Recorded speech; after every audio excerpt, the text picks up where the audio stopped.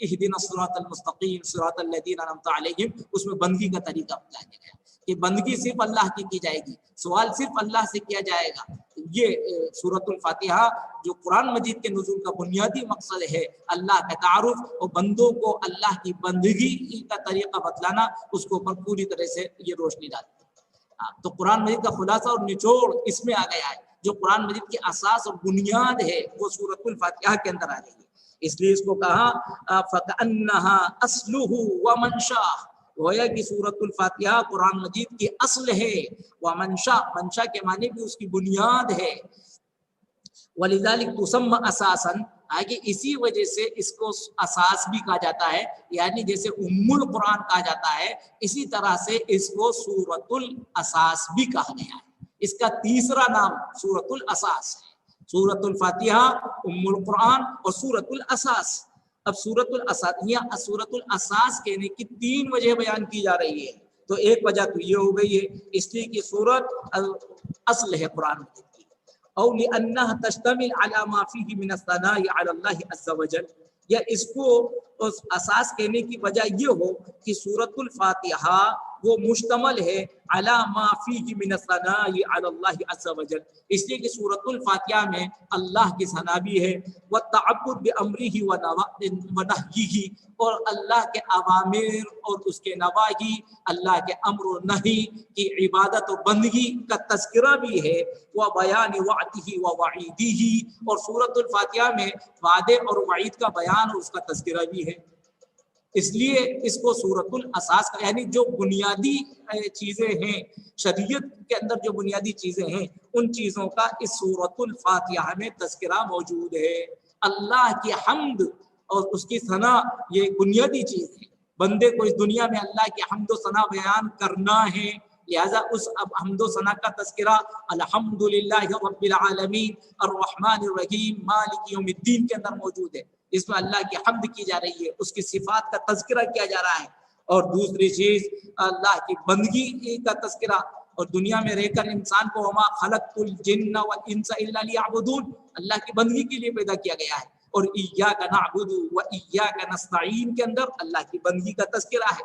अल्लाह के जो बंदगी कैसे होगी, अल्लाह ने जिन चीज़ों का हुक्म दिया है उनका इम्तिसाल होगा, उन पर अमल किया जाएगा, और जिन चीज़ों से अल्लाह ने रोका है उनसे इज्तिनाब किया जाएगा, बचा जाएगा। वह बयान वादिही व वईदिही, और इस सूरत के अंदर वादे और वईद का बयान भी है। अल्लाह के वो मकबूल बंदे जिन्होंने सिरात मुस्तकीम पर चलकर जिंदगी बसर की है, अल्लाह ने उनको पर इनाम किया है, अनअमता अलैहिम में उसका तज़किरा है। और जो जिन लोगों ने दीन को टुकराया, सिरात मुस्तकीम को इख्तियार नहीं किया, उन पर अल्लाह का गज़ब भी हुआ, गैरिल मग़दूबि अलैहिम, और वो राह गुमराह भी हुए, वलद्दालिन के अंदर उनका तज़किरा मौजूद है। तो अल्लाह की तरफ से जो वादा है उस वादे का तज़किरा भी है, और जो वईद है उसका तज़किरा भी है। तो इस तरह से सूरतुल फातिहा वो बुनियादी चीज़ है जो इंसान को दुनिया में कैसे वो अल्लाह की ताअत करे इसका भी पता बतलाती है, और आखिरत में बंदों पर क्या इनामात होंगे या दुनिया में उनकी क्या गिरफ्त होगी इसका भी पता देती है। व बयान वादिही व वईदिही औ अला जुमलति मानीही मिनल हिकम नज़रिया वल अहकामिल अमलिया, एक तशरीह इस तौर पर की गई है इसलिए कि सूरत नजरी अहकाम, नजरी हिकमतों पर और अमली अहकाम पर भी मुश्तमल है। नजरी हिकमतें अला जुमलति मानीही मिनल हिकम, या मुख्तसर और मानी के माने मफाहिम, मानी के माने मफाहिम से आप उसका तर्जुमा कर सकते हैं कि नजरी हिकमतों के मफाहिम और अमली अहकाम के मफाहिम पर ये सूरत मुश्तमल है। अब हिकम नजरिया से मुराद एतिक़ाद, यानी इस सूरत के अंदर एतिक़ाद का भी, अकीदे का भी तज़किरा है, और इस सूरत में अमल का भी तज़किरा है। अगर आप वाक़अतन देखें तो सूरत का इब्तिदाई हिस्सा वो अकीदे से ताल्लुक़ रखता है, अल्हम्दुलिल्लाहि रब्बिल आलमीन अर्रहमानिर रहीम मालिक यौमिद्दीन। अब ये सब चीज़ें अकीदे से ताल्लुक़ रखती हैं। अल्लाह अल्लाह अल्लाह की तारीफ अल्लाह के लिए है, और फिर वो तारीफ अल्लाह के लिए क्यों है, इसलिए कि वो रब्बुल आलमीन है, और फिर वो रहमान भी है, रहीम भी है, यौम जज़ा का वो मालिक भी है। तो ये सब चीज़ें बुनियादी अकीदा है जो एक मोमिन को रखना है। और इसके बाद की जो आयतें हैं उनके अंदर जाहिर है कि वो अहकाम अमलिया है, کہ کس طریقے سے اللہ کی عبادت ہو, کس طرح سے اس سے استعانت طلب کی جائے, یہ تو احکام عملی ہے. اب تو اس طور پر بھی کہا کہ یہ بنیادی چیز ظاہر ہے کہ عقائد اور عمل یہ دونوں بنیادی چیزیں ہیں, ان کا تذکرہ اس صورت میں سورۃ الفاتحہ میں ہے, اس لیے اس صورت کو سورۃ الاساس بھی کہا جاتا ہے. التی ہی سلوک طریق المستقیم, ان حکم نظریہ اور احکام عملیہ کے متعلق بتلایا کہ وہ چیزیں ہیں جو صراط مستقیم کی رہنمائی کرنے والی ہیں, صراط مستقیم پر چلانے والی ہیں. اور اس میں والاطلاع علی مراتب السعداء و منازل الاشقیاء, اور اس میں واقفیت ہے, صورت کے اندر ہم واقف ہو جاتے ہیں سعداء کی جو مراتب ہیں ان پر, اور اشقیاء کا جو مقام ہے اس سے بھی واقف ہو جاتے ہیں. اور ظاہر انعمت علیہم سے ہم واقف ہو گئے کہ جو لوگ اللہ کے دین کو اختیار کرتے ہیں, اور خاص طور سے جن کا تذکرہ دوسری آیت میں کیا گیا ہے, انبیاء, صدیقین, شہداء, صالحین, ظاہر ان کا کیا عظیم اور کیا بلند مقام ہے. اولئک الذین انعم اللہ علیہم من النبیین والصدیقین والشہداء والصالحین, تو اللہ نے ان کو جو مقام بلند عطا فرمایا ہے, اس صورت کے ذریعے سے ہم اس مقام بلند سے بھی واقف ہوتے ہیں. ومنازل الاشقیاء, اور اشقیاء کا کیا مقام ہے, جو اللہ کی رحمتوں سے محروم ہیں ان لوگوں کا کیا مقام ہے. اور ظاہر ہے کہ وہ غیر المغضوب علیہم ولا الضالین, مغضوب علیہم اور الضالین ہے. اور آپ پڑھ چکے ہیں اور اس کو جانتے ہیں کہ مغضوب علیہم سے کون لوگ مراد ہیں, یہود, اور ضالین سے مراد نصارہ. ان کی کیا حیثیت ہے بھی اس صورت سے ہمیں یہ باتیں معلوم ہوتی ہیں. اور اس صورت کو سورۃ الکنز بھی کہا جاتا ہے, سورۃ الوافیہ بھی کہا جاتا ہے, سورۃ کافیہ بھی اس کو کہا جاتا ہے. اسی وجہ سے لذالک سے مراد یعنی یہ جو تین چیزیں آپ کے سامنے ابھی ذکر کی گئی ہیں وہ اس کے اندر موجود ہیں. اس طور پر یہ سورت سورۃ الکافیہ ہے, یہ ان مضامین کو بتلاتی ہے.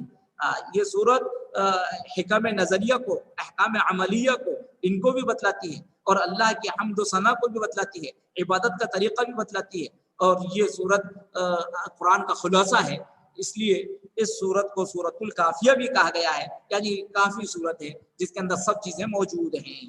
والکافیہ لذالک وسورۃ الحمد والشکر والدعاء, اور اس کو سورۃ الحمد بھی, سورۃ الشکر بھی, اور سورۃ الدعاء بھی کہا جاتا ہے. اور یہ باتیں آپ سمجھ گئے ہیں, اس لیے کہ اس میں حمد کا بھی تذکرہ ہے, شکر کا بھی تذکرہ ہے, اور اس میں دعا کا بھی تذکرہ ہے. اہدنا الصراط المستقیم, بندہ اپنی زندگی کی سب سے اہم ترین دعا اپنے رب سے مانگتا ہے, یہ سب کچھ ہے. وتعلیم المسئلہ, اور اس کو سورت کو تعلیم المسئلہ بھی, یعنی اللہ اپنے بندوں کو سکھلا رہا ہے کہ وہ اللہ سے کیسے مانگے. تو ایاک نعبد و ایاک نستعین کے اندر بندے کو سکھلا دیا گیا کہ وہ اللہ سے مدد مانگنے سے پہلے اللہ کی طاعت و بندگی کرے. اے ہم تیری ہی بندگی کرتے ہیں اور تجھی سے استعانت مانگتے ہیں, لہذا اللہ کی بندگی کے بغیر بس اللہ سے مانگے جائیں یہ صحیح نہیں ہے, بلکہ اللہ کی بندگی کی جائے, اللہ کی طاعت کی جائے, اور اس کے بعد پھر اللہ سے مانگا جائے, تو انشاءاللہ وہ دعا بارگاہ الہی میں قبولیت پائے گی. اسی طرح سے آپ کے سامنے تمام روایتیں جہاں اللہ کے رسول صلی اللہ علیہ وسلم نے جو مقبول اوقات بتلائے, ان میں کتنے اوقات ہیں جو طاعت کے بعد دعا کرنے کے متعلق ہیں. ہاں, فرض کے بعد معلومہ دعا قبول ہوتی ہے, اوقات مقبولہ مستجابہ میں سے یہ نماز کے بعد, قرآن کی تلاوت کے بعد, تو یہ سب اوقات اسی طرح کے ہیں جہاں اللہ کی عبادت و بندگی ہو اور اس کے بعد پھر اللہ سے مانگا جائے. تو یہ صورت ہمیں بتلاتی ہے ایاک نعبد و ایاک نستعین کے اندر یہ تعلیم کر دی گئی ہے کہ اللہ کی عبادت کرو, اس کے بعد اللہ سے مانگو. لاجتماع علیہا والصلاۃ, اور اس کو سورت کو سورۃ الصلاۃ بھی کہتے ہیں, لوجوب قراءتها, اس لیے کہ اس کی قرأت یعنی سورۃ الفاتحہ کی قرأت یہ واجب ہے, اور استحبابیہ, یا یہ کہ بعض رکعتوں میں مستحب ہے, اور شروع کی 2 رکعت میں ظاہر ہے کہ اس کو پڑھنا واجب, اور آخر کی 2 رکعتوں میں پڑھنا اس کا مستحب. والشافیہ, اور اس کے ساتھ میں اس کو سورۃ الشافیہ بھی اور اس کو سورۃ الشفا بھی کہا گیا ہے. اللہ کے رسول صلی اللہ علیہ وسلم نے ارشاد فرمایا ہے یا شفاء لکل داء, سورۃ الفاتحہ وہ ہر بیماری کی اس میں شفا ہے. اور اس کو سبع المثانی بھی اس کے ناموں میں سے ایک نام ہے, لأنها 7 آیات. سبع المثانی کیوں کہتے ہیں, اس لیے کہ اس کے اندر 7 آیتیں موجود ہیں اتفاقی طور سے, یعنی اس پر سب کا اتفاق ہے کہ سورۃ الفاتحہ میں 7 آیتیں ہیں. اب 7 آیتیں کون سی ہیں اس میں تو اختلاف ہے, لیکن 7 آیتوں کے ہونے میں کسی کا اختلاف نہیں ہے. تو اس میں اتفاق ہے کہ اس میں 7 آیتیں ہیں، اس لیے اس کو سبع المثانی کہتے ہیں.